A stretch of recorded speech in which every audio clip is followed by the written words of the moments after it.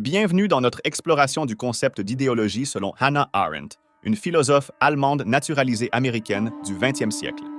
Arendt voit l'idéologie comme une forme de pensée qui prétend tout expliquer avec des causes simples et directes, au mépris de la réalité.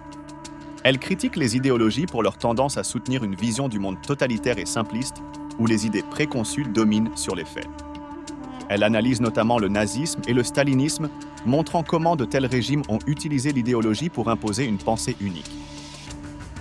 Le nazisme a promu une vision biologique de l'homme, avançant l'idée que certaines populations étaient porteuses de mauvais gènes responsables de la dégénérescence de notre espèce, censés être à l'origine de tous les problèmes sociaux tels que la criminalité et la pauvreté. Le stalinisme a adopté une perspective sociologique de l'homme, affirmant que les problèmes sociaux étaient causés par des égoïsmes de classe.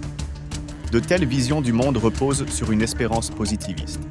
Elles ont foi en la science et aspirent à un progrès de l'humanité grâce à son application. Pour Arendt, le danger des idéologies réside dans leur capacité à justifier des actions inhumaines au nom d'une cause supposée supérieure. Sous prétexte d'hygiène raciale ou de rééducation sociale, les régimes totalitaires ont ainsi justifié le crime de masse, dans les camps ou les goulags, en le présentant comme une nécessité objective et morale. Arendt met en lumière comment ces systèmes idéologiques déshumanisent l'individu, non seulement par les convictions qu'ils sont censés nourrir, mais surtout par le vide intellectuel et moral qu'ils engendrent. Pour prévenir de telles barbaries, elle en appelle à l'éveil d'une pensée critique, capable de questionner les idées reçues et de résister à la séduction des explications simplistes. C'est par le dialogue et la confrontation des points de vue, seuls mais surtout avec les autres, que nous pouvons échapper au piège des visions du monde totalitaire.